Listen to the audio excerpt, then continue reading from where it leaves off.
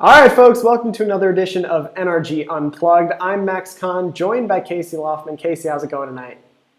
Doing pretty well, Max. How about you? Really good. So we had a very eventful weekend last weekend. It seems like all the weekends lately have become eventful. Last weekend was our Modern CT Plus. Congratulations to Alexander Javid on winning it all. So we're going to talk a little bit about that. We're going to talk a little bit about the first couple days of Amonkhet previews. And then I'm going to talk a little bit about these new rule changes coming to split cards and how it's going to impact standard, modern, and legacy. So let's start things off with the Modern CT Plus review. We had 97 players come out to Buffalo Grove for 7 rounds of Swiss and then the top 8. And then last year's Modern CT Plus winner, Alexander Javid, ran it back and also won this year's Modern CT Plus with the same deck. Casey, let's talk a little bit about this. Well, first of all, are we sure that Alex is not a robot himself? Because when it comes down to it, I mean, he's just a machine with this affinity deck. You know, he won the Modern CT here. Like you said, he won it last year. He won regionals earlier this year with affinity. He's just a really solid technical player, first of all, who just knows the deck inside and out. And one of the things that always impresses me about Alex when I watch him pilot this deck is that he's so good at like the Ravager math and things like that. You don't see him sitting there thinking, okay, well, if I do this and then I do this and then I do this, he's making all these plays, very quickly, very confidently because he knows the deck so well. I don't want to say that he's on autopilot because that sounds like I'm not giving him credit for being a good player, but he knows the deck so well and knows the correct lines so well that he can make so many of the basic decisions without even really having to think about them, which gives him the ability to spend more time thinking through what am I going to do next turn, what's going to happen the turn after that, and thinking through some of these more complex lines. But yeah, I mean, he's just a monster with this deck, and frankly, I kind of wish that I had thought to predict him as being the winner of this Modern CT, because that's always a pretty good bet when Alex shows up with Affinity. Yeah, so Alex actually started the weekend in 20th place on the Nerd Rage Gaming Championship Series leaderboard, and after this weekend moves into second, right behind Peter Tragos. So a lot of interesting shakeups. Another one, our finalist, Matt Stanky, started the weekend in 19th, and now I believe he's in 4th.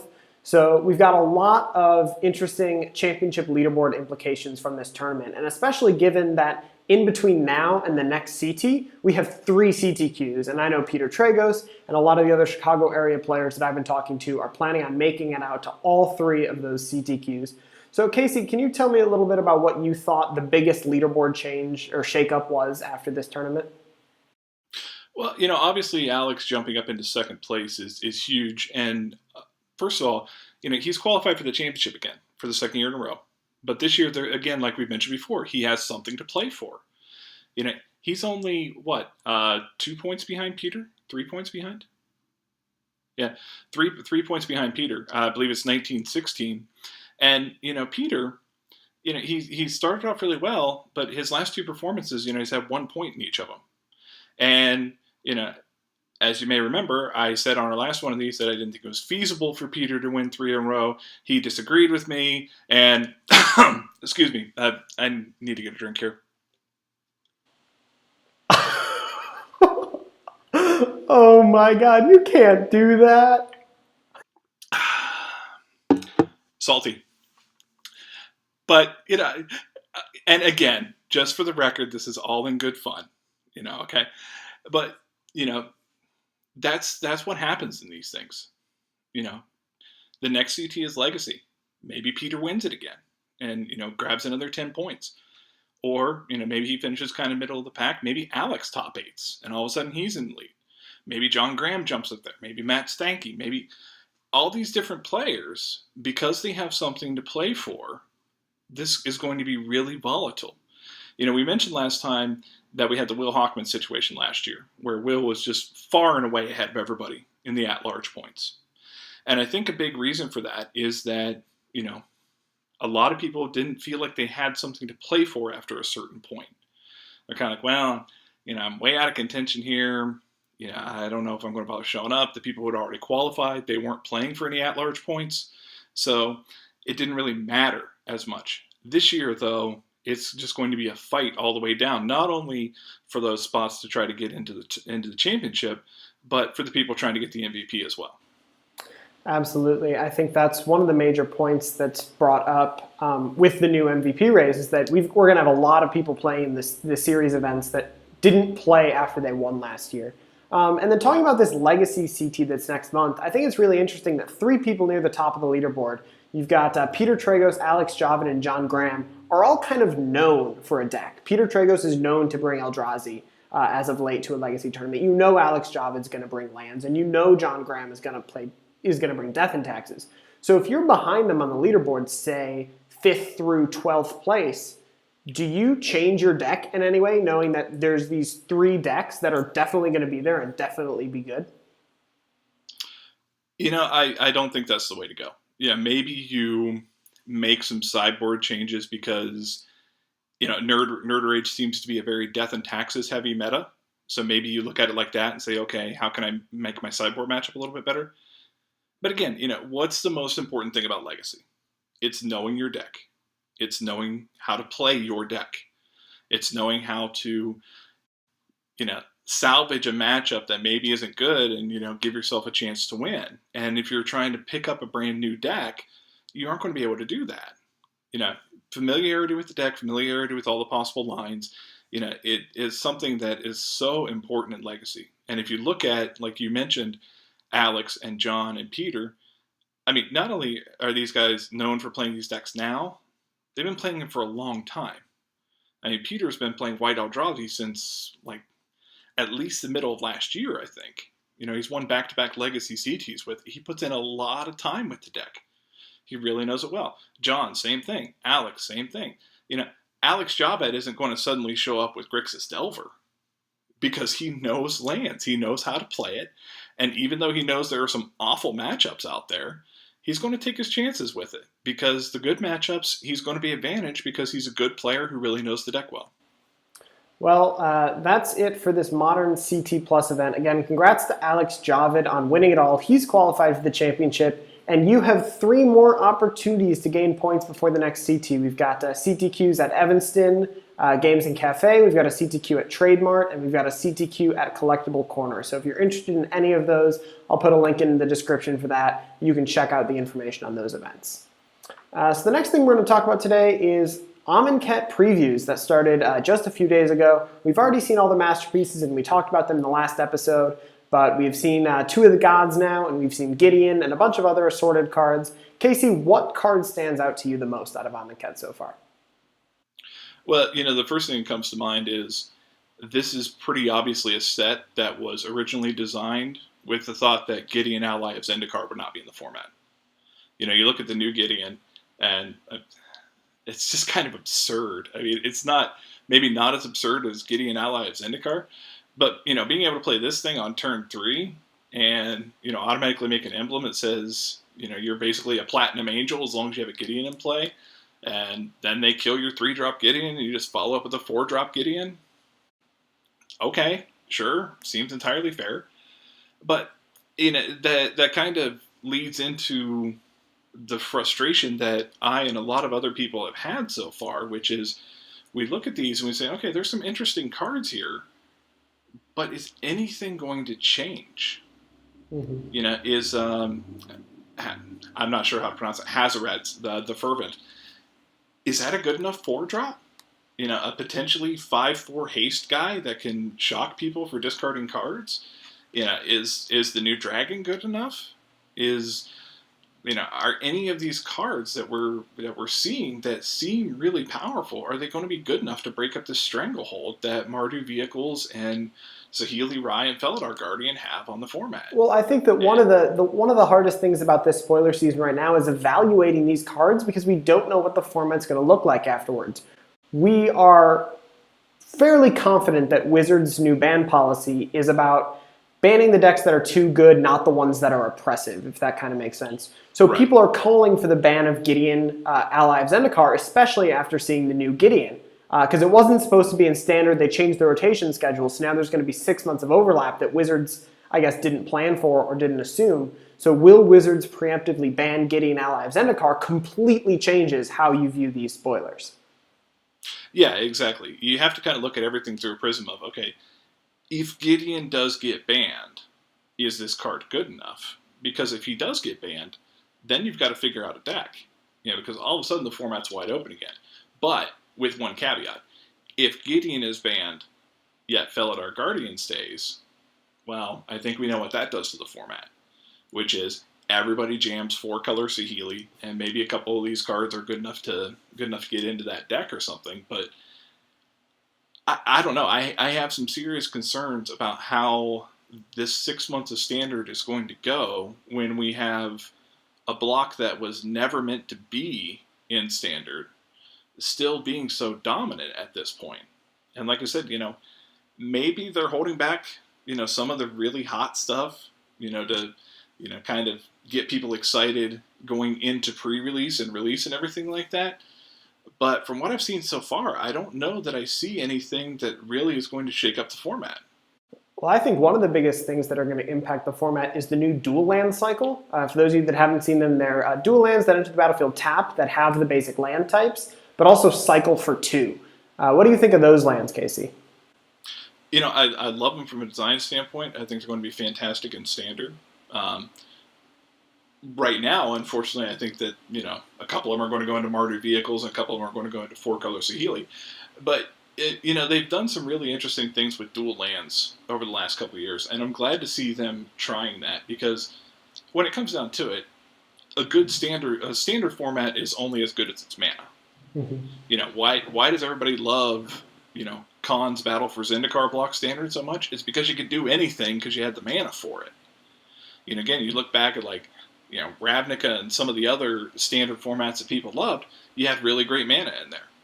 And, these lands go a long way toward that. They work very well with the Shadows over Innistrad block lands because they have the basic land types. You're going to get a little bit more consistency being able to cycle them for a card.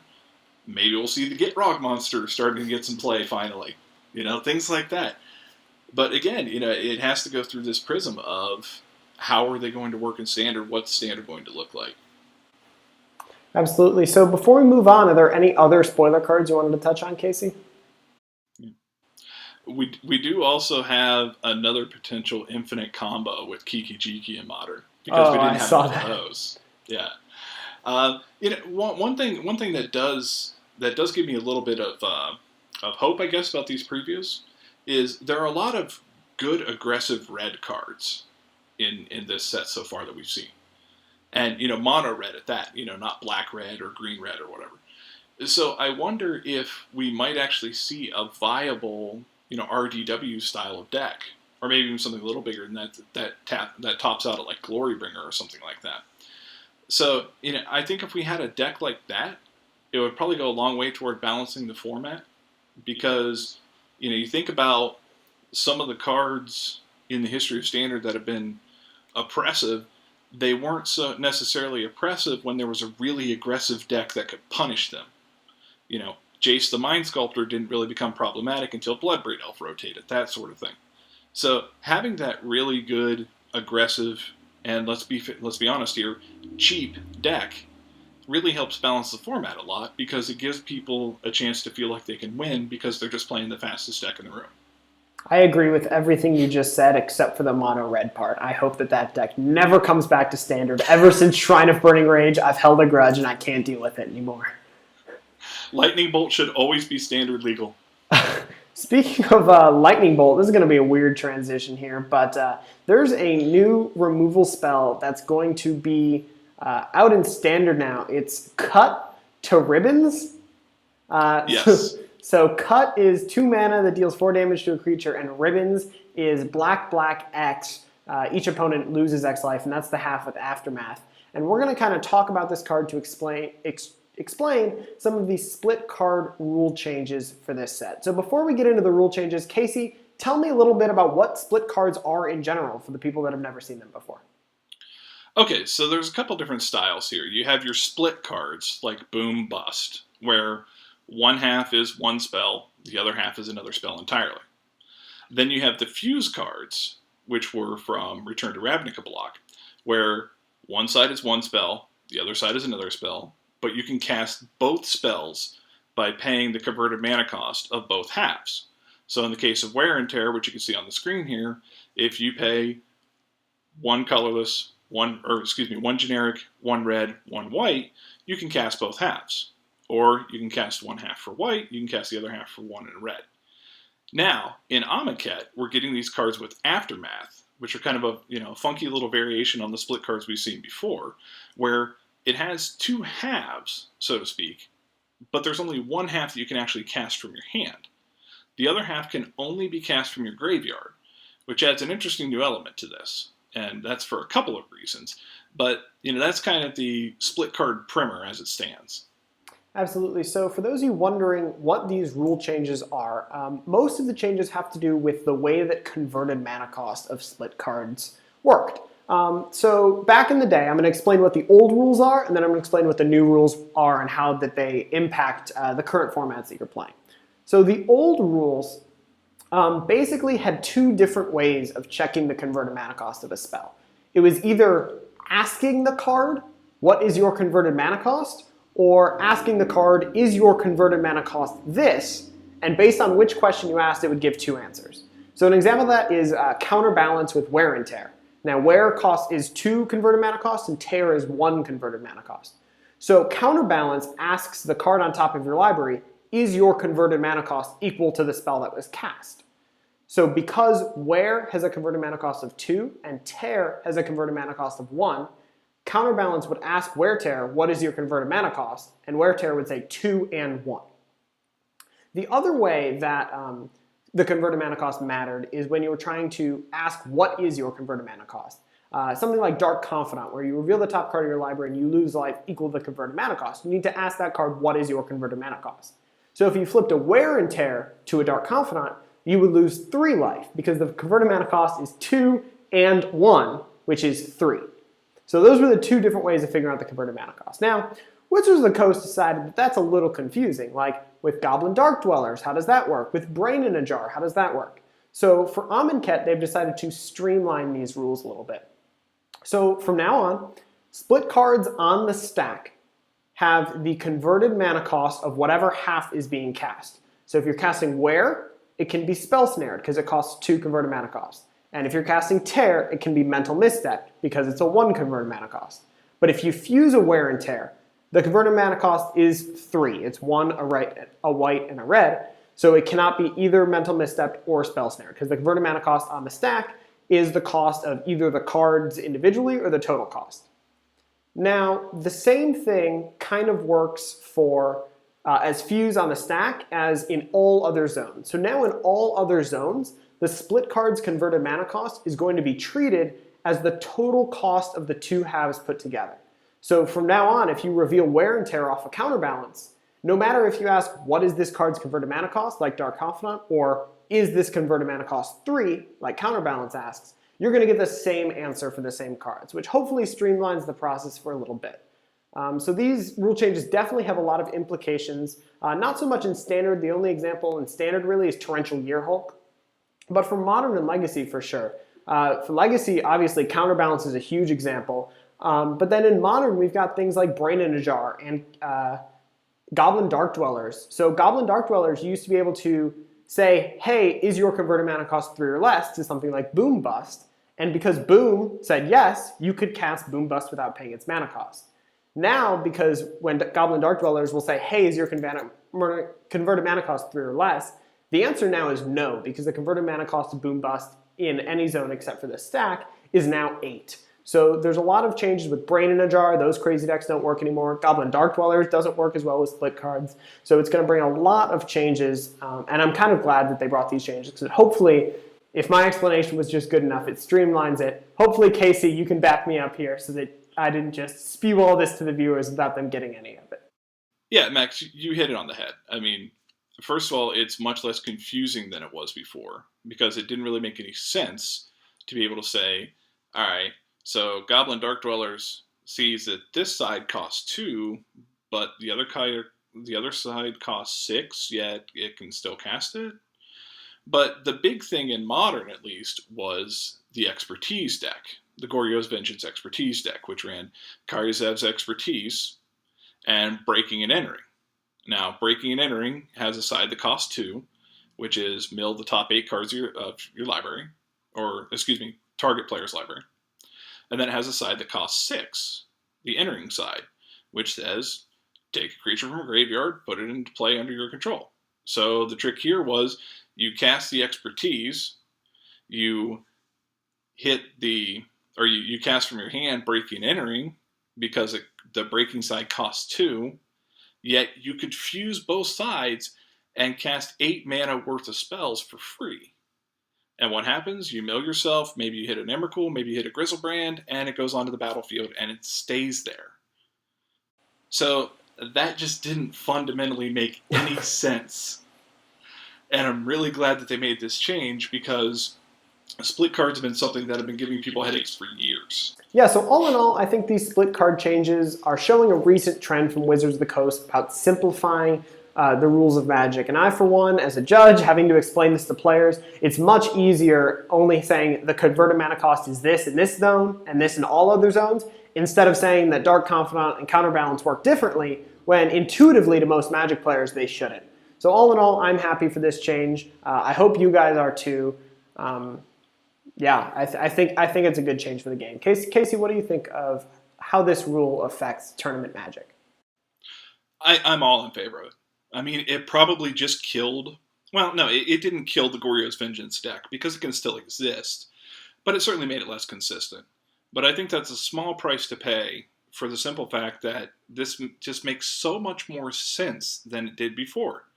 Because like I said, okay, I flip over Breaking and Entering to Dark Confidant, I take 8 damage off of it. You flip over Breaking and Entering to a Counterbalance, and you can counter my spell that costs 2 or my spell that costs 6. Mm-hmm. I mean, that doesn't make any sense. And by making this change, by streamlining things, first of all, it just makes it so much simpler for everybody to understand. And it also limits the power of some of the expertises for being able to cast stuff for free. Because, okay, you want to cast Breaking for free? That's fine. It costs 2. Go right ahead. But there's no way that you should be able to get 6 or 8 mana's worth of power out of a 3 casting cost expertise. That just defies all logic. It defies all reason. And it just doesn't make any sense. But there is one interesting thing here that I think is probably going to drive you and other judges absolutely crazy, which is that while they cleaned up the casting cost on split cards, there is an interesting situation here with Torrential Gearhulk, because Torrential Gearhulk says you can cast an instant in your graveyard without paying its mana cost. Now, some of these new Aftermath cards are one half of them is an instant, the other half is a sorcery. But you can cast the sorcery half off a Torrential Gearhulk because the card has 2 types. It has instant and sorcery. So I guarantee that the first couple of weeks of this season, there are going to be so many judge calls about that, because somebody's going to flash in a Torrential Gearhulk and say, okay, I am targeting this instant in my graveyard, but I'm casting the sorcery half. And the other player is going to be like, no, you're not, judge. And then, well, guess what? Your day's about to be ruined. So I understand logically why they do that, because a card having 2 types is something that we're all familiar with. You know, enchantment, artifact, enchantment, creature, artifact, creature. You know, we're used to that. That makes sense. But because they made this entirely logical change on the CMC rule, there are going to be some people saying, well, wait a minute, how can it possibly work on having a card that's half an instant, half a sorcery, yet you get to cast the sorcery side even though Torrential Gearhulk only says instants? Yeah, and I think that another important part of that that's going to be relevant for Standard for the next year is how the half instant, half sorcery cards relates to getting Delirium. It'll be much easier to get Delirium if one card in your graveyard represents an instant and a sorcery. And that is actually how it works. If you have one of those instant and sorceries, it'll count 2 towards your Delirium. So I think that's another key piece that is a nice little interaction they built into Standard that I'm really excited to see with these new split cards. Right. It opens up the possibility of having Delirium with only 2 cards in your graveyard. If you have a Walking Ballista and a split card that's an instant and a sorcery, congratulations, you got Delirium, and you only have 2 cards in your graveyard. Makes perfect sense, right? But yeah, again, 2 card types is something that have been around the game for a long time, and it's going to cause absolute chaos. And I, for one, look forward to it. All right, well, that's all the time we have on the split card rule changes, and that brings us actually to the end of this episode of NRG Unplugged. First, we talked a little bit about the Modern CT Plus. Congrats again to Alexander Javid on taking that 97-player event down. We talked a little bit about our favorite cards through the first week of Amonkhet previews, even though we've got about another week and a half to go. I'm excited to see the rest. And then we talked about the split card rule changes and what they mean for tournament magic. Casey, is there anything you'd like to say to the viewers before we sign off tonight? No, nothing else I can think of other than, thanks for watching and hang in there. Have faith that Standard will be good for the next 6 months. All right, you heard it here first. Let's hope that Standard is great again. For Casey Loftman, I'm Max Kahn from another episode of NRG Unplugged, and we'll see you next time.